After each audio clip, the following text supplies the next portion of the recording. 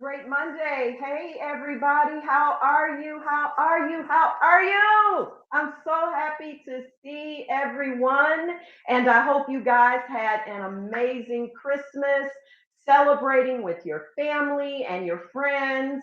And if you didn't, some of us are solo. And so you don't have maybe your family near you. We are still all trying to be safe.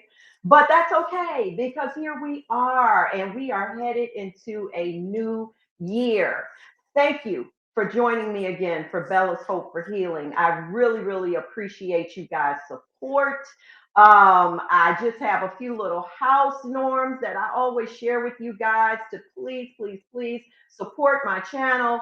Smash that like button, okay? Also, not only here on Facebook, but on YouTube. Share this show because sharing is caring.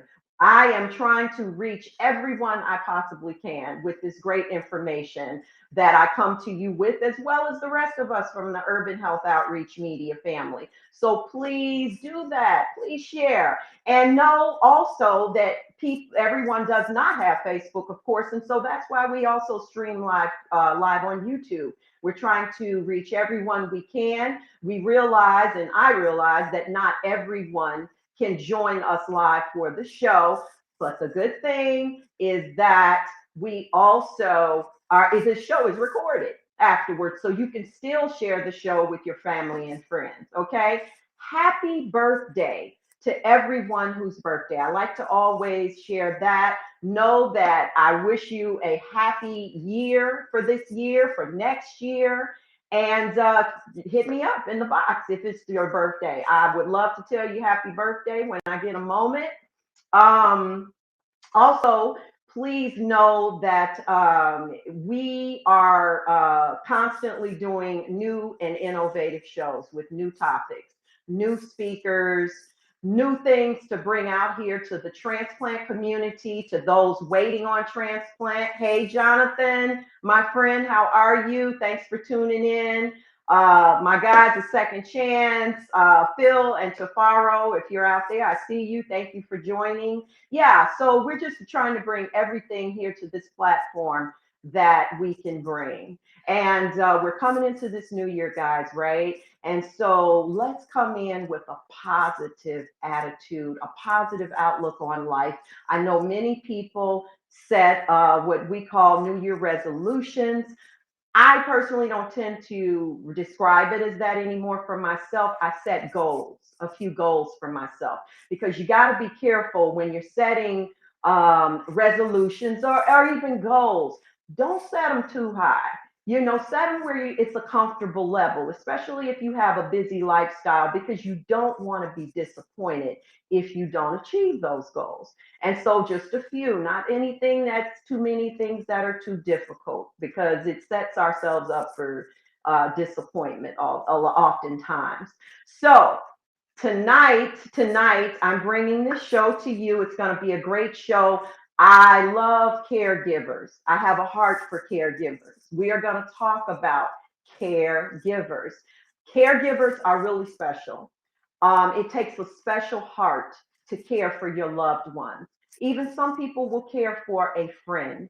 And that can be a difficult journey oftentimes because we have to also care for ourselves, our mental well being. Sometimes it's not easy caring for a loved one because, depending on what their situation is, their illness, medications can get involved. It can make people a little mean. And sometimes our seniors can get a little mean when they get older, especially when they're sick and if they don't know what's happening to them physically. So we have to really be patient with that. And it's really important to be knowledgeable about caregiving and love. I was reading that on an average, the duration of a caregiver runs about 4.5 years, and maybe 29% of caregivers have been in that caregiving role for at least 5 years. That's a long time.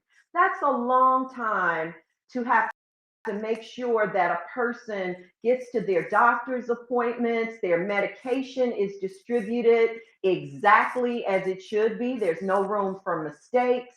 That's it's difficult to juggle your own life. Many people are married and have their own families with children. So there's so many dynamics involved with being a caregiver. And that's why my guest that I'm bringing to the stage tonight is an expert at discussing the dynamics of caregiving, and we're going to talk about the highs and the lows. So even if you are not in that place, you may know someone who has been, or you may, in fact, yourself in the future be one of those people. So let's not poo-poo this show off like, oh, caregiver, that ain't my thing. No, you listen to this show and you listen to this information, because even if you're not in a position where it is beneficial to you right now, you can benefit somebody else and tell them, hey, check out this show. I think this will really bless your life. Okay. So let me tell you a little bit about our guest tonight. The awesome Dr. YVETTE Jackson resides in California. She is a single mom with 3 sons. She has a master's degree in social work from the University of Southern California. She has an honorary doctorate degree in ministry from the Bible Believers Christian College and Seminary. Yes, she is a woman of the cloth. I love it. I love it. Doing her thing out here.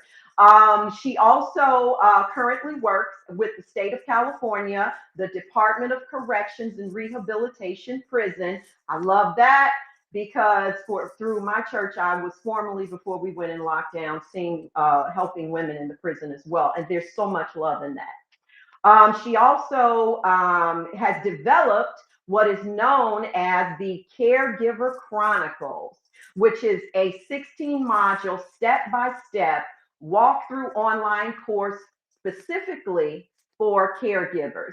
And she's going to share so much more with us about that. So coming to the stage is going to be the wonderful Dr. YVETTE. Hey, Lisa Baxter, love you.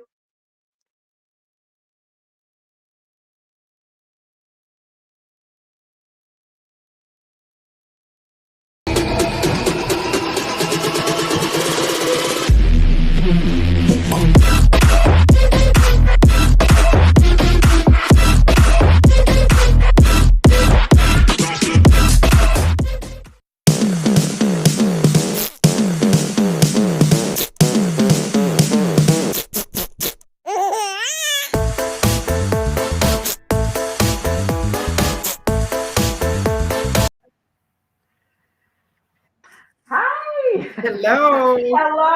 Hello, woman of God. How are you? Fine, and yourself?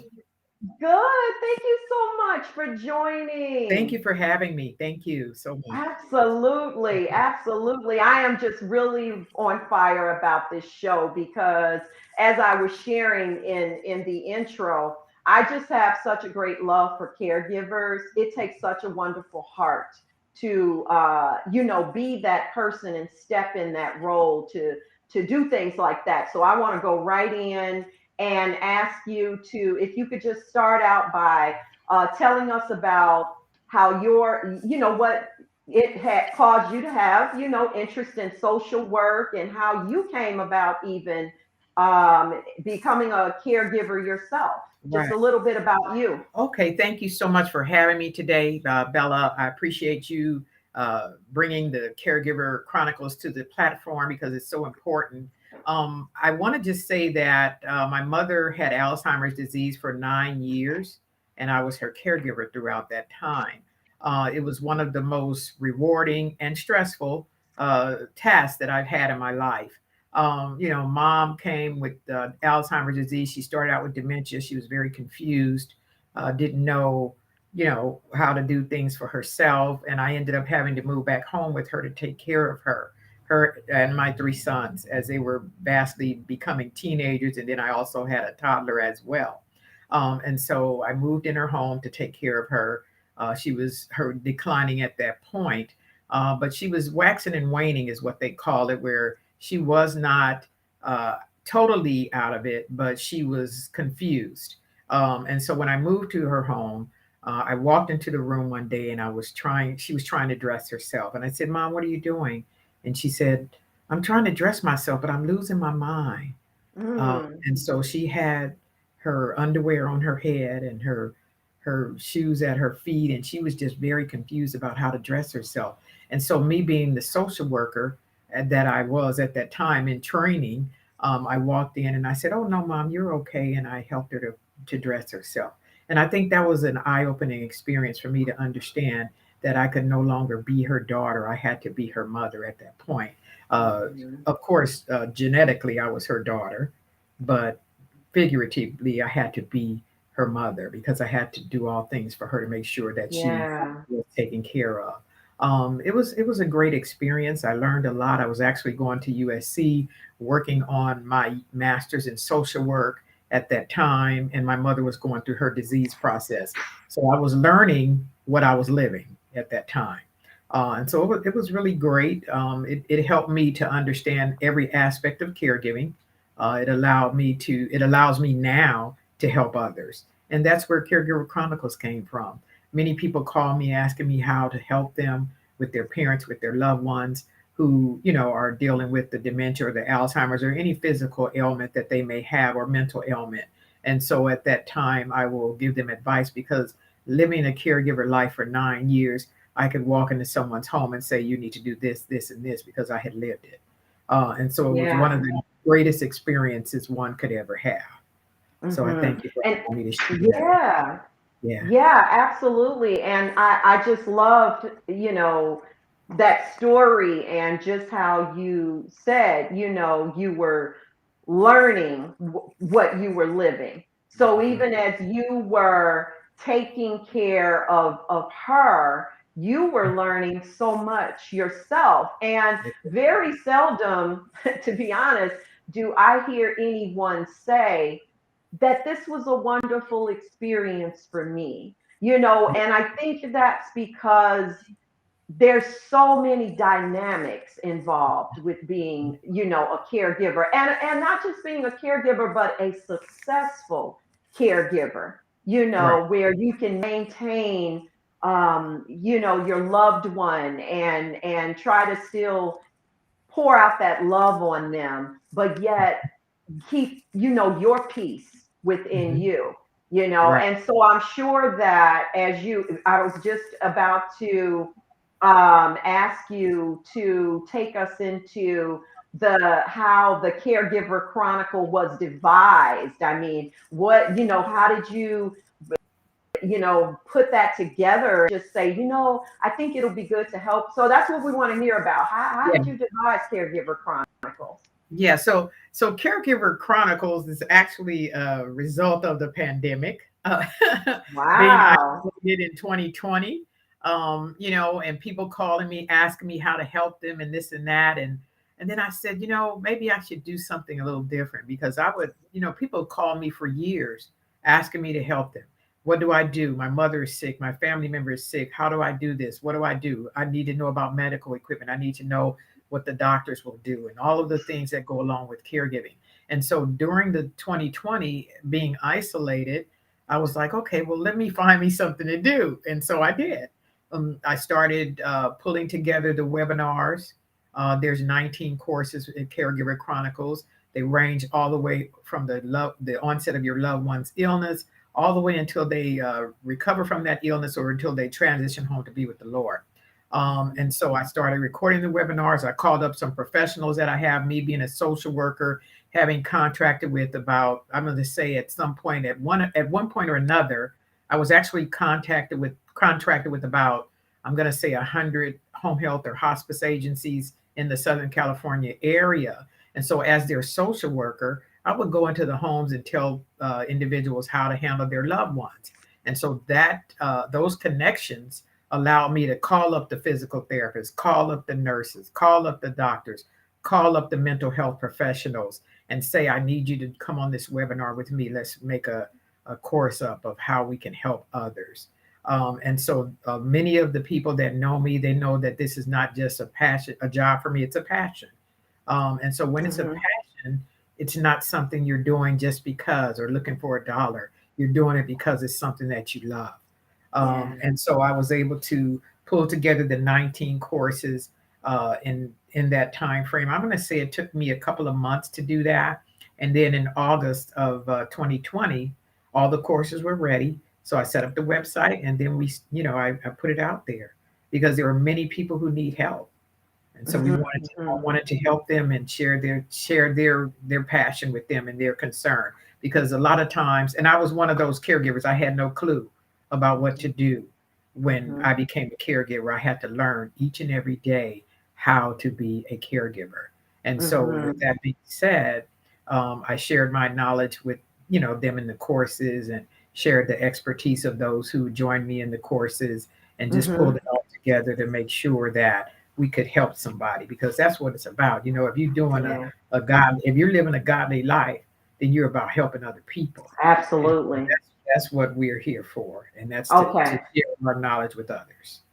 Okay. Yeah. Thanks, Lisa. And also Lisa Baxter, who's an amazing person. Lisa has a show as well, the Lisa Mhm. Baxter Show. But she had Okay. a good question, a very good question. Now, here's what I'd like to do.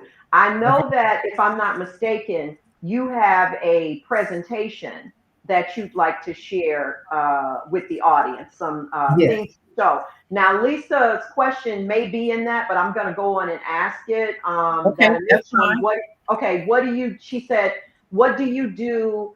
I'm sorry, what do you say when a person is overwhelmed or have no, maybe she's saying doesn't have We have any no help? help. Yeah. Yeah. Yeah. There are many people who are in those shoes. And matter of fact, I was myself. I didn't have help. It was just me and my three sons that I was raising as a single parent at the same time, going to school, working a full-time job, all of those things at the same time. And I had no help. So what I did was, and just to say this, share this experience, I hired people to come in and take care of my mother, because I couldn't deal with my two teenage sons that were vastly becoming teenagers, and my toddler, and take care of mama, who was like a daughter as well, like another child as at that time, without getting some help. And so what I did was I had someone coming in the morning, bathe my mother, get her dressed, take her to the daycare, and then I would pick my mom up on the way home from work. When you have someone who is overwhelmed with caregiving, it is very, very dangerous, because they can, the caregivers, if you've heard, caregivers can often succumb to their illness or to their ailments before the Mm-hmm. patient does. And so it's Mm-hmm. important to have help for the caregiver. Mm-hmm. Sometimes if they don't have the financial means to have a caregiver, there's also in-home supportive services. If they're a low income, if they're on Medi-Cal, then they can tap into that and get some hours of service for caregiver coverage for their Mm-hmm. loved one. And that what you just said is very important, because even when you were sharing, thank you, Lisa, that was a great question, and I'm going to Yes, get to it your other was. one. But Thank you. Thank you for the question. it's really important to know alternative resources. Like you said, I need some help, and Right. you hired. Well, Yeah, obviously that word hire comes attached with dollar signs, and exactly. not everyone has those extra financial resources, which I really feel, and you can, I don't know if you would really know the answer to this. I feel that oftentimes that can be why, unfortunately, a lot of loved ones end up in nursing facilities because Oh, I'm oh, sure it's a few reasons, but I know some of them. I yes, have known people to say, I had to work and right, I got these kids and family, I just couldn't do both, right, and I didn't know where to turn for right. help, if there was any help from the government or whatever. So maybe again, maybe in your, I'm sure during your classes you talk about these things. Right. I'm sure you do. And then again, maybe some of them we'll see in the module. So would that be rather correct in that? Yes. In, I just, Yes. Yeah, when you are a caregiver and you're overwhelmed, and I never had the option to put my mother in a facility because I was blessed to not have to do that. But many people do it because it is such an overwhelming experience. The fact that your loved one is declining and you can't do much about it is enough stress in itself. And then to Mhm, have to be that person, that caregiver, that everything for your loved one is twice as stressful. And so mhm, it's important that you do make a decision of that sort if you have to. The only mhm, way that I was going to put mom in a facility is if she could not be taken care of at home, because I knew that if I put her in a facility, then you run the risk of neglect. You run the risk mhm. of having to run to that facility and monitor the staff there because they're not doing what they're supposed to do. Yes, You are yes. babysitting these people because a lot of them do not do what they're supposed to do. Unfortunately, I've worked in a nursing home, so I can attest to that. Not saying Mhm. that that nursing home was of that sort, but it has happened. And so you Right. just have to figure out what's best for you and your family. Because That's once you right. figure out what's best for you and your family, then you can make an informed decision about how to Mhm. move forward and make sure that your loved one's well-being is managed. So Mhm. that's the important Mhm. piece. Mhm. So Yeah. And I know that, I know that with having to make that decision, especially when it comes to a parent, a mother or a father, mhm, um, that there, when you have to resort, unfortunately, to the nursing home, to the yeah, having to put them in a facility, I know there's got to be such, for many, emotional guilt with that, and so do you actually, even in what you do, even though with the Chronicles, find yourself actually utilizing your godly ministry, to people? Because I'm sure there's sadness, there's guilt, yes, and all sorts of yeah, things. Lisa was saying, my parents and husband, very difficult, especially being young and different ages, and they were battling. yeah, And battling your own illness, like right, Lisa had an illness. Yeah, so that's what I mean. There's so much right. involved in that. What would you say about that, Dr. Well, Yvette? I would say that you have to do an assessment and determine what's best for your family and your loved one, because everybody is not capable of being a caregiver in the home.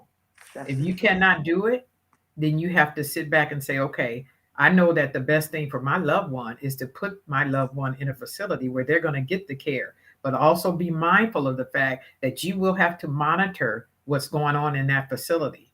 Because many times when you put them in a facility, the care is compromised. And so you have to be available. You have to go up there unannounced. Well, maybe not with COVID right now, but at some point you have to go up there unannounced. You may have to call the ombudsman and tell them, something's going on here. They're not doing what they need to do about my loved one. And so there are many dynamics that go into a decision to put your loved one in a facility. Mhm, Yeah. mhm. So Yeah, and it's some horror stories, and I had one of my own, unfortunately, when my grandmother had to, be placed in one, and my grandmother was a dialysis patient and, yeah, succumbed to kidney disease, and I was the one who would pop in, right. unannounced, Unannounced, and yes. I was working then, as you know, I'm a retired police officer, Right. and so where the facility was near my beat. So I would pop in and they knew me. And my Mhm. grandmother had shared something with me about one of the aides or assistants that she had fallen, Hmm. and this woman said something very nasty to her. This is a classic example of what you're talking about in some of Yes. these facilities, and told Hmm. her she wished she had, when she fell, she wished she had broken her Oh so my, and so. oh my goodness, this is so sad. Listen, I saw red. I'm sure. Okay. And I went and found that woman, and let me just say, I wasn't a woman of God then. Hmm. Okay. I am Hmm. now.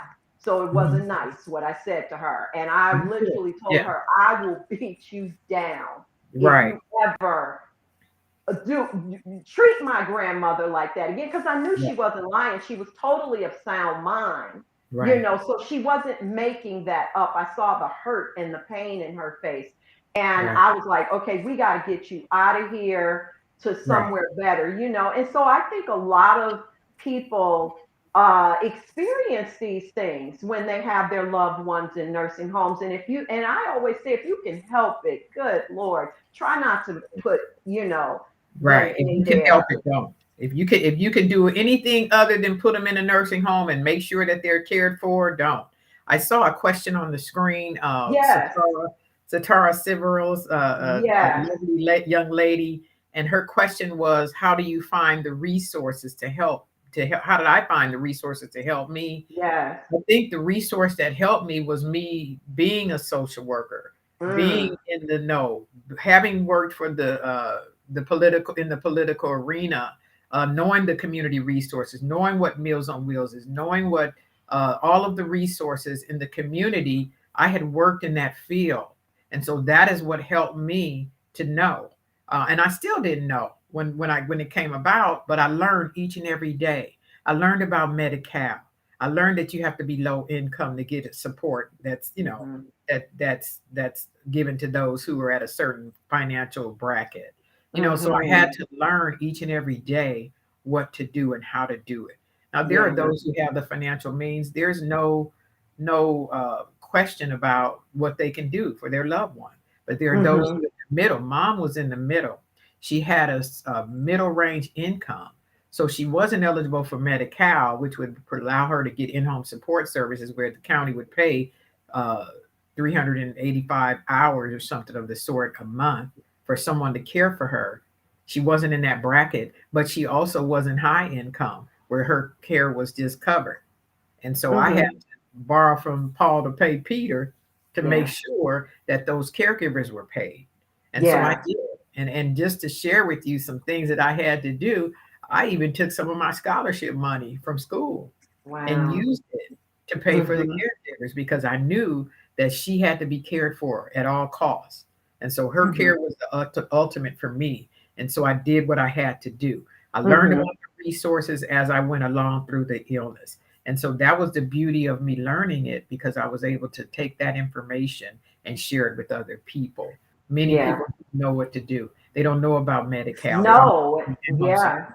They don't know about the resources that are available. They don't know about the Caregiver Resource Center. They don't know about a stipend. And I'll share this one story with you, and then I'll share the information about the courses and that type of thing. Um, Mom was, they had a respite program at the Caregiver Resource Center up at USC. And so I decided to put mom on the list because they would pay a stipend for caregivers to take care for your loved one. Put mom on the list. She was on the list for several years. Well, she had Alzheimer's for 9 years. And so I called one day in about the seventh year of her illness. And I said, well, I'm checking in with you because my mom, she needs this resource. I have caregivers I'm paying. Can you help me? They said, well, she's still on the waiting list. And I was like, okay. I said, well, I told her one day, I said, you know what, ma'am? I said, my mother's going to be dead before you help me. And when I told her that, she Mm. called me back the next day and they gave me the stipend. And so that was a blessing. But sometimes you have to say what's on your heart. Because when I told Right. her that it must have struck her, and Mhm, I ended up getting that resource. So it was just a lot, but it was very educational. It was very it was a passion. It gave me something that no other experience has given me in life. So I mhm, mhm, really hold that in high mhm. regard. So Anyway, Yeah. if it's okay with you now, Bella, I'll share the information regarding Yes. the Yes, Chronicle. that's fine. Okay.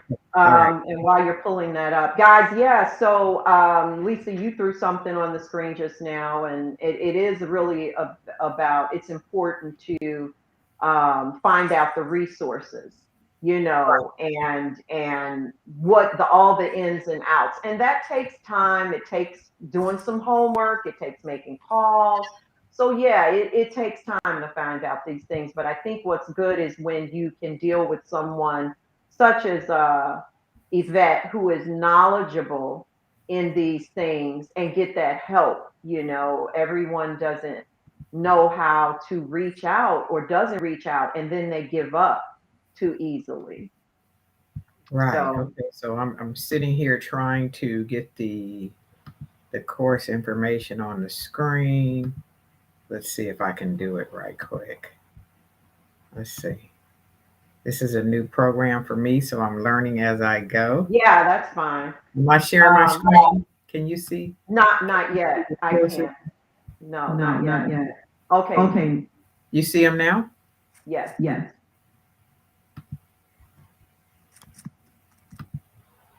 Can you see it now? Yes. Yes, I can. You can see the Caregiver Chronicles? I I can. can. Okay. So let me just tell you about Caregiver Chronicles online courses. Caregiver Chronicles is an 8-week, step-by-step, complete walkthrough of caregiving, caretaking, providing, and the overseeing of your loved one. The courses answer all questions related to caregiving, and myself, Dr. Jackson, as the course developer, will be available to you if there are unanswered questions or you need additional reinforcement and support. Now, these are the courses that are available. What is a caregiver? Educating yourself on the diagnosis, caring for a sick loved one, observing your loved one's religious belief, a healthy lifestyle, navigating the medical professionals, understanding medication, legal matters, advanced directives, power of attorney, the decision maker, insurance like Medicare, Medi-Cal, HMOs, PPOs, community resources, durable medical equipment like wheelchairs, walkers, when a caregiver is needed, finding a caregiver, placement in a skilled nursing facility or assisted living facility, family dynamics, home health, hospice, and preparing for your loved one's transition. Those are the 19 courses that are available. In order to register for the courses, there are 5 options that you have. Option 1, which includes all 19 courses, 16 modules or courses, as well as the 3 additional courses as a bonus, 6 private consultations, a weekly live group, and an invite to a private Facebook group. And option number 2 includes 8 modules or classes, 4 private consultations, weekly live group, and an invite to a private Facebook group. Option number 3 is 4 modules or classes with 2 private consultations, the weekly live group. Option 4 is 1 module or class, 2 private consultations, the weekly live group. And then option 5 consists of 3 private consultations. So if you're interested in Caregiver Chronicles, you can visit our website at www.caregiverchronicles247.com. You can also email us at caregiverchronicles247@gmail.com. And you can schedule a free private consultation at the link that's reflected on the screen, https:// rebrand.ly/G3N1VRO, or you can visit our YouTube page at Caregiver Chronicles 24/7. Now, Caregiver Chronicles 24/7 basically, I hold on a second. Let me get back to the show. Okay. Okay. Now, Caregiver Chronicles 24/7 is a Friday Night Live is a show that I was hosting where we would talk about caregiver issues. When I actually started up the courses, I would go on Friday night and talk about, different topics related to caregiving. And if you're interested, you can basically go to that YouTube channel and take a look at it, and you'll find some very interesting guests there, as well as information that might be helpful for you. But most important, that the private consultations are really important because people have uh, various areas of concern that they are dealing with their loved ones, and so they want to speak with me directly, and I'd be Mhm. happy to speak with them and see how I can support them and their family and their caregiver journey. Okay. Let, I want let to me jump in with I want to jump in, Yvette, with a few things Yes, before you yes, continue. yes. Thank you so much, April, for joining. I'm glad. I thought this would be a great topic too. So thank you. Um, so I may have missed this when you were showing us the presentation, but what I wanted to ask that, you never know what somebody may be, when someone may be thinking the same thing. Right. Um, you have the packages. I saw that. Now, let's say you have a seasoned, I like to call people who are skilled and stuff, seasoned, Season, yes, a seasoned caregiver who is exactly. very skilled at that. However, no one's perfect. So let's say they have one weakness Right. and or something that they'd like to get better at, let's say. So say Yes, that as I jotted down one of your categories, because this is what is talked about a lot in the transplant community, the importance of having a relationship with your doctors. right. So you're that representative for their caregiver, those are your doctors. Yes, So, what if they wanted to just say, Dr. Yvette, I'm good with most of this other stuff, but I have an issue with the doctor situation. I'm having some trouble with that. So, I'd like to take the class on navigating the medical professionals. Could right. they, in fact, just take that one class with you, Yes, and okay, okay. yeah, So, there yeah. you go, There's an guys. option. I think it's option 4 with just one class, and I think there's Okay. 2 private consultations that go along with that. But yeah, they would be able to do that. And the reason why I added option 5, which is just the private consultations, because some people don't have time when they're caregiving. They don't want to look at no courses. They don't have time for that. They just Hmm. want you to tell them what to do at that point in time. And so I did get several individuals to contact me about that, and so that's when I developed the private consultations. Okay, good. That's Okay. really, because that's really good to know, because you sometimes you may just think, oh, I don't really, excuse me, need to do all that or have the time to do all that. So it is good to know that you can just pick a particular topic Right. You can and pick deal with whichever that. course you would interested in. If you select the one with one course, you can pick the course. You don't have to take a specific course because Okay. everyone is unique in their caregiver journey. Right, exactly. So Every that's journey is important is as is well. different. May And I just yeah, go ahead. say one other thing? I am Yeah. in the process of uh, pulling together a book, and it's called Caregiver Chronicles: Memoirs of the Journey. Hmm. And it is inclusive of those who have been caregivers who would like to share their testimony. And so, if you're interested in sharing your testimony, you can also email me your up to 8 page testimony, and you will be included in the book as well. Oh, nice. Okay, there you go, I guys. didn't share that with Okay. you, but yeah, that's something. Yeah, no, I'm glad you did. Yeah, That is very helpful, Lisa. Yeah, I mean, it's good to have. I'm a girl too. I love being having the internet at my access and yes. researching things, but I'm a book girl. I got Okay. mega books. I read, Yes. you know what I Yes. mean? I like the paper, the smell of the Right. books. All right. So Right. that's Right. really great that Thank you you. have the book. So yeah, this is great. But so here's what I wanted to ask too, and Jared, while I'm asking her this question, I did see another question that April had. But what Okay. I wanted to ask you also is, when you speak with caregivers, what do you find to be some of their greatest and, let's just say, more popular challenges?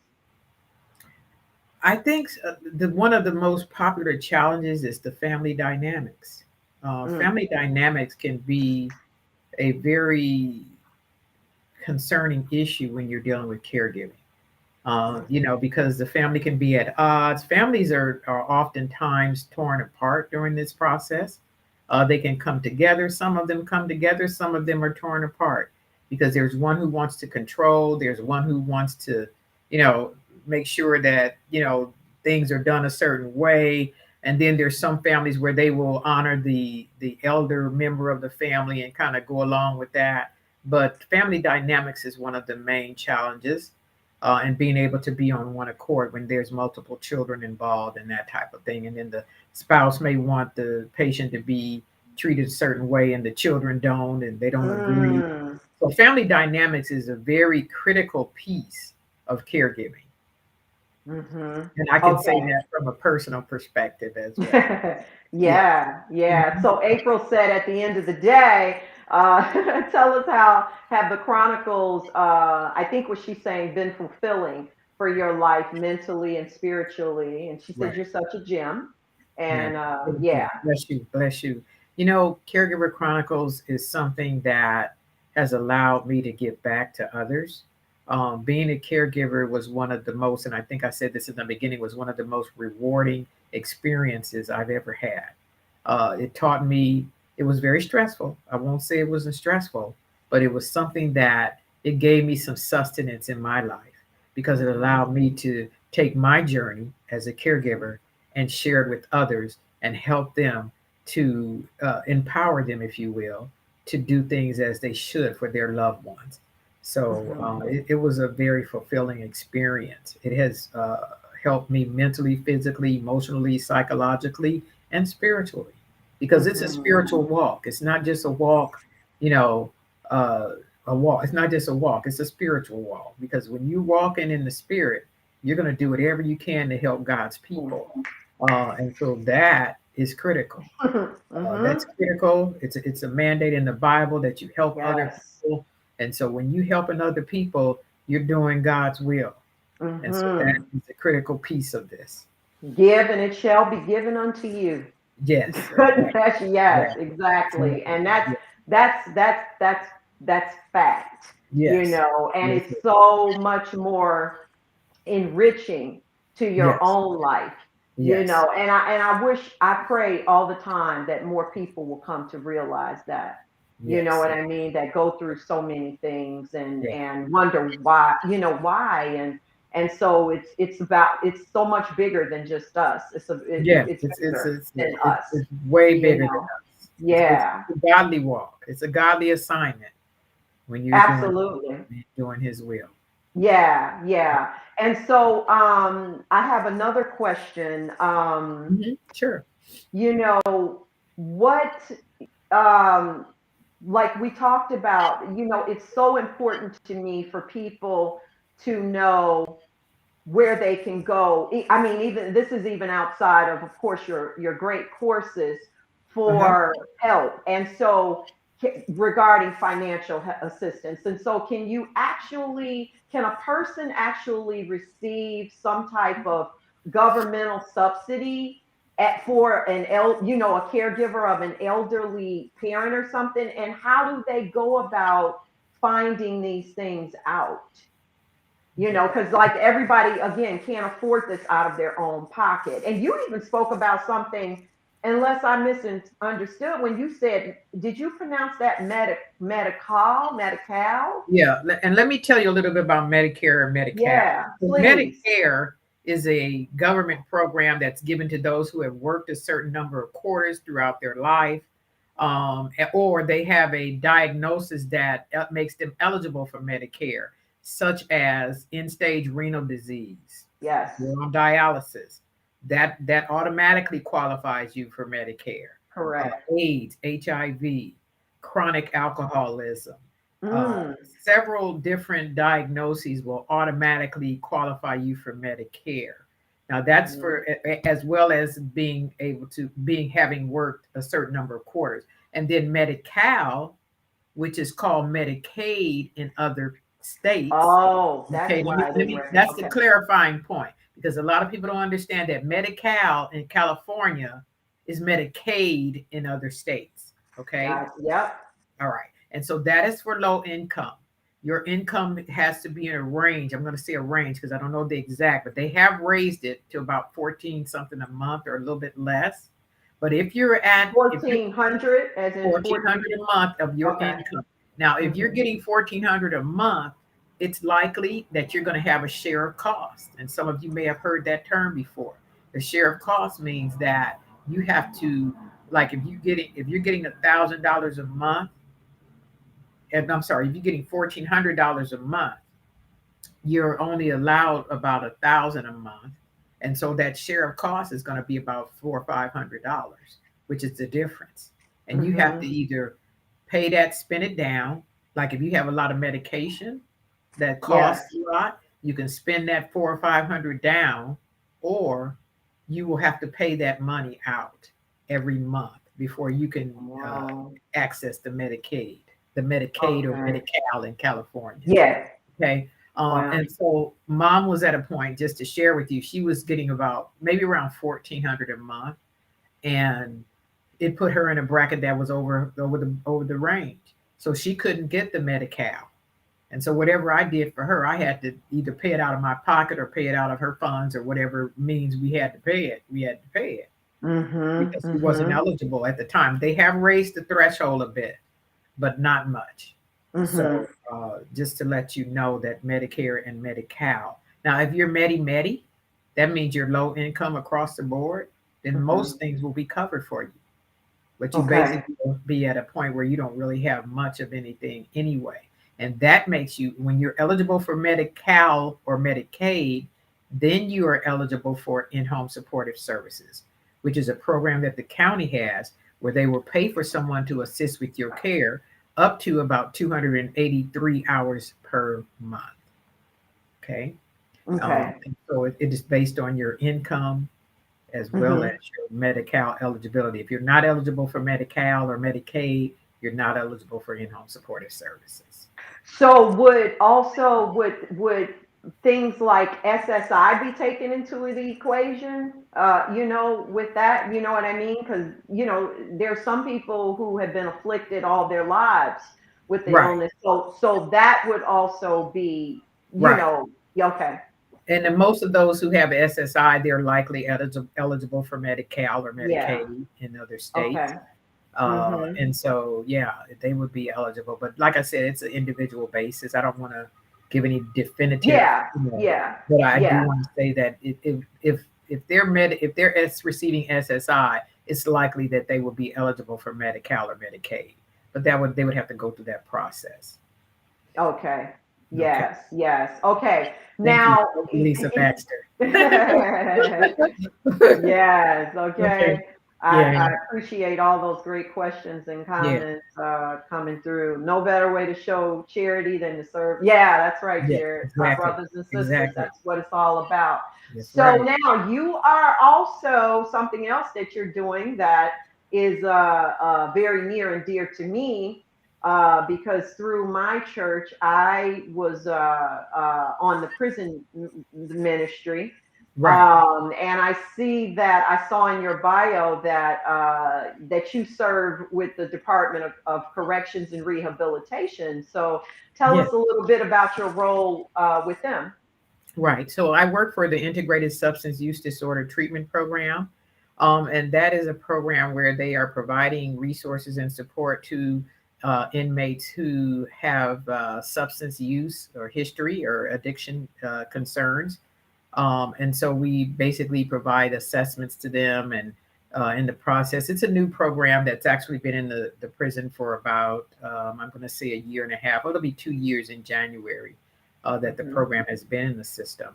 And Hmm. so we do assessments with them, video conference with them, just talk with them and find out what their usage is and see what we can do to support them and make sure that they have the MAT program, the medication assistance treatment, where they receive, the medication to help with their substance use. For Hmm. the opioid crisis is rampant at this point, Yeah.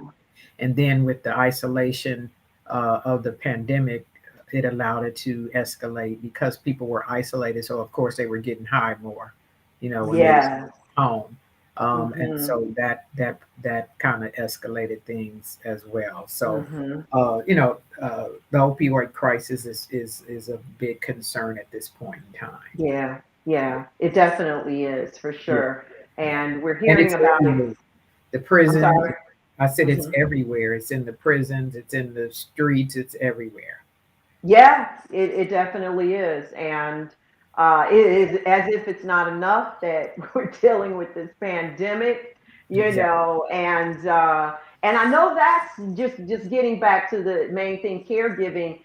I know that's been very difficult. I know people who have lost that were caring for a parent or whatever, who have lost their loved one due to COVID. So Yes. I'm sure in what you do, you're experiencing this too. And so, um, Yes. yeah, exactly, Jared. Yeah, these problems are definitely escalating because of the pandemic. Right. So, how do you what type of suggestions do you give to a person, because I know with you being in the ministry there's grief counseling involved, with that Oh, as well. yes. But when you're living with when a person you're caring for literally 24/7, what type of suggestions do you give to them, do you offer them for themselves, for Right. coping? Because this is big too. It's about who we're caring for, but it's also about that. Self-care. Mhm. Exactly. What type of things Self-preservation. do you share with them? Yeah, it's important that the caregiver have some relief and that they make time for themselves. Get away if you can. Have someone take care of your loved one while you go away. Someone that you feel comfortable with. I Mhm. know in my journey I had to do it. And Yeah.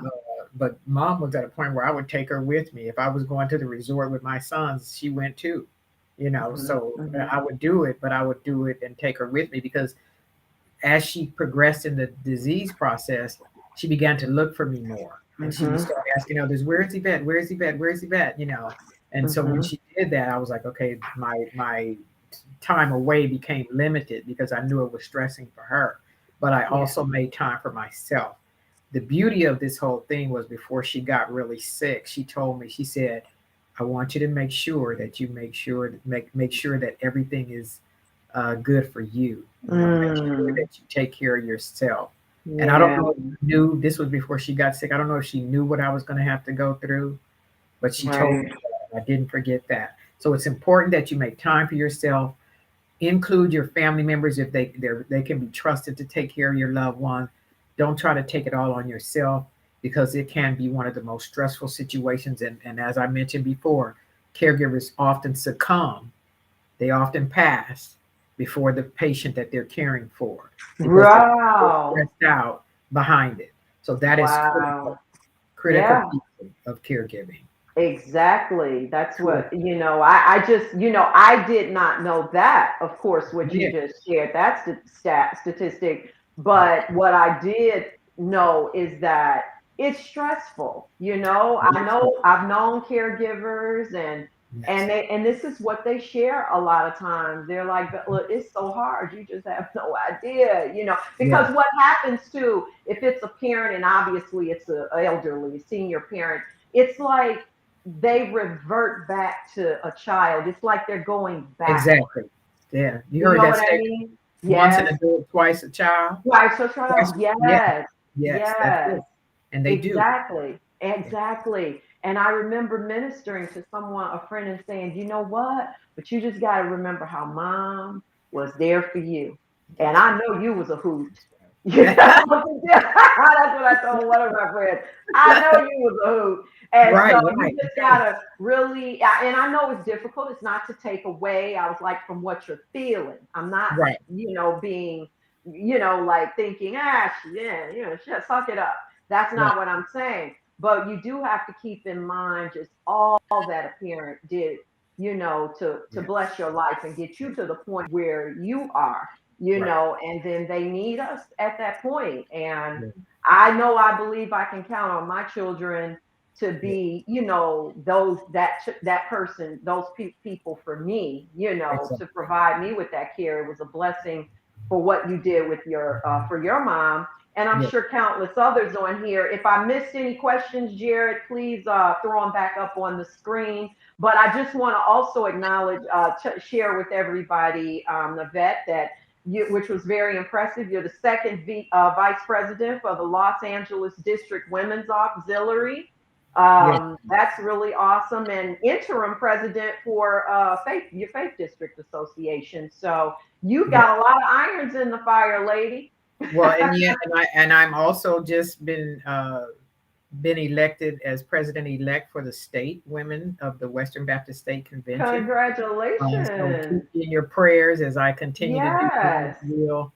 I solicit your prayers to Absolutely, continue. absolutely, Yeah, yes.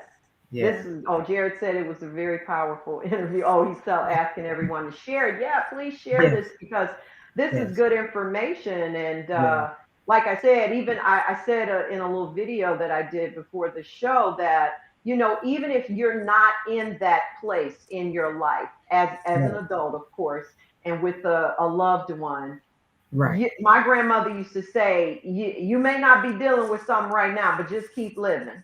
You right. know what I Just mean? keep living. That's Okay, right. just keep living I because, want to, yeah, yeah, mhm, yeah. And you want to treat people the way you would want to be, treated, right, right. I used to, what is that? Lisa said, I used to tell my husband, let's time, something so the children won't put us away.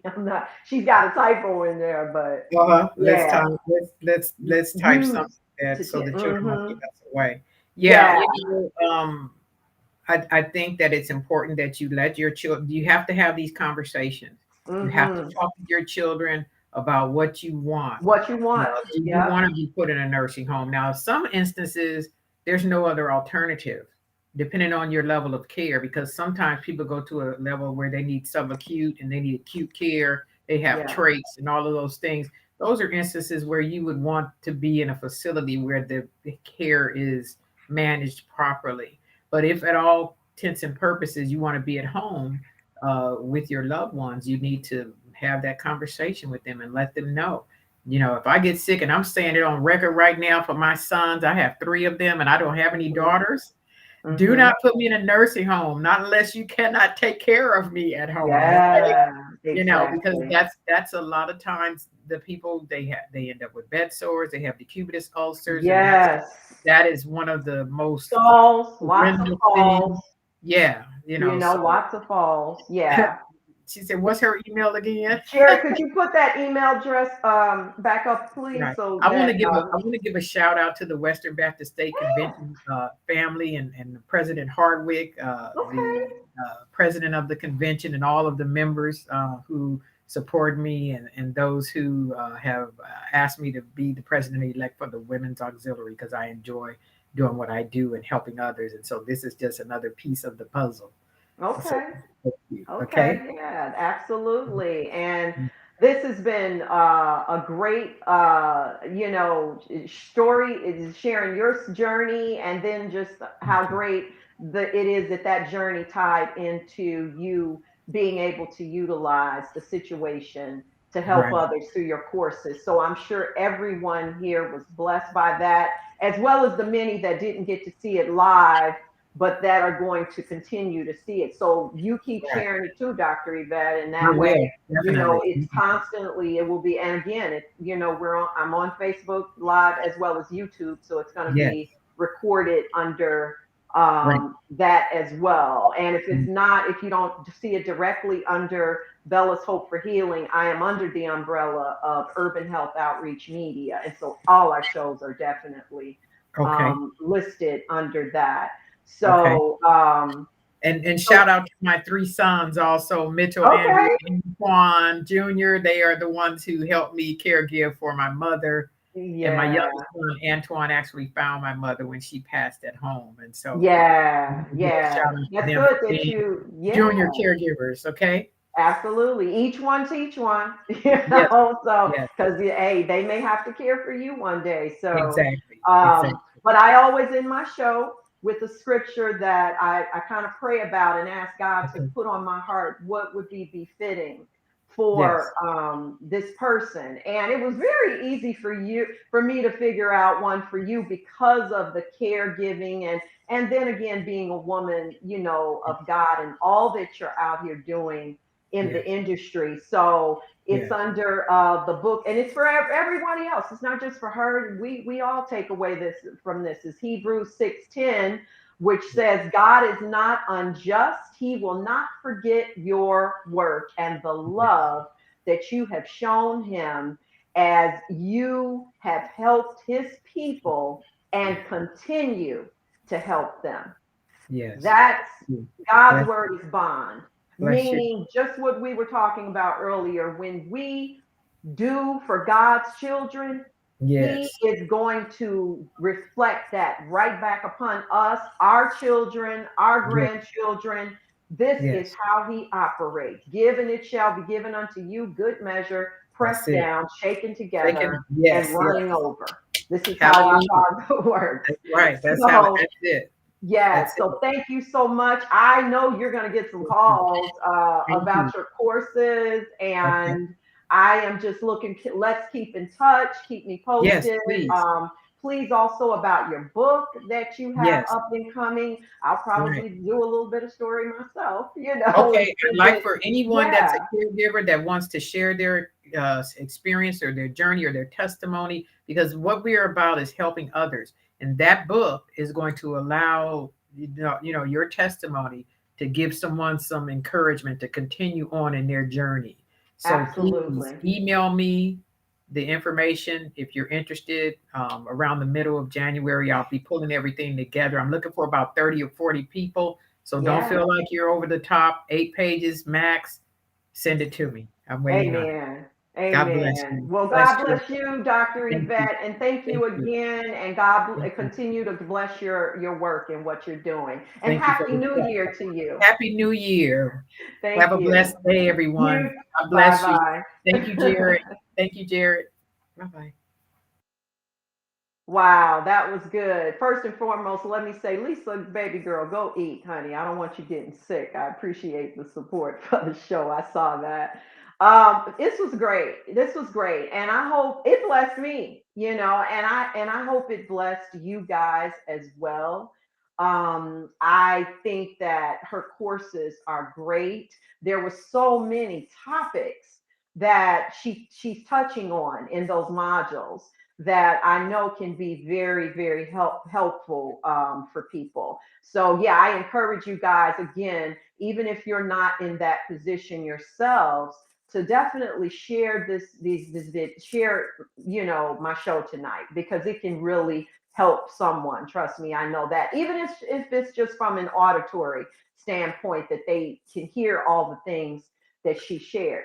Now, again, we are coming up on the new year. We have this new variant out here, Omicron. I want everybody to be careful as recipients, as transplant warriors. We cannot afford to let our guard down, guys. We have to continue. I had my booster a week ago. Praise God, I had no side effects, just a little soreness in the arm, and I was working that arm several times a day in order for it to not to advance, and it didn't. And again, that's how God takes care of us when we're doing His work. But yeah, get your booster if you haven't gotten it. For those that are making it a point to be vaxxed, and stay safe. Wear that mask. Try not to be in crowds, unmasked, because we don't know who has been vaxxed out here. I, in the month of January, go on a hiatus because I do the Daniel fast. And that is for those that are familiar, that is a fast where you're not eating meat, sweets, carbs. It is intense, but it can be done. Let me tell you, I've been doing it now diligently, probably for like the past 3 years. And that is such a great time for me because it allows me better clarity on what God wants me to do for the year. It gives me focus, and I get to just cleanse myself. Also, you give up things. That's what a fast is about, and that's part of your prayer, and giving God all of your attention And so social media is one of those things I give up because I'm doing a detox and a cleansing. So Bella's Hope for Healing won't be back until the very end of January or the first week of February, but I'll be back. I got that fast lasts for 21 days. And I take it very seriously. And I have never cheated, thank God. So I'm always really excited about it because I consider myself a little pro at it for now. I suggest to whoever hasn't done a fast, you don't have to do that one to that intensity, but just do a fast where you cleanse yourself and get, a lot of the things we deal with, guys, mentally, we putting too much into our brains, too much negative stuff. If you're not a negative person, that's great, but we can allow sometimes so much negative energy to surround us that it takes us into that dark place. And the enemy is busy. He's the roaring lion looking for who he can devour. So we got to be on guard for that. So take some time, like Dr. Yvette said, you got to take some time for you too. Whatever that is, do something you love, do something that brings you joy and gives you peace in your heart and mind. So I just want to wish you guys a very happy new year. Be well, be encouraged, set your goals and just do what you need to do for you. Take care of you, and keep God at the forefront of that. I love you. Jesus loves you, and there's nothing that you can do about it. Happy 2022. I'll see you then. Bye.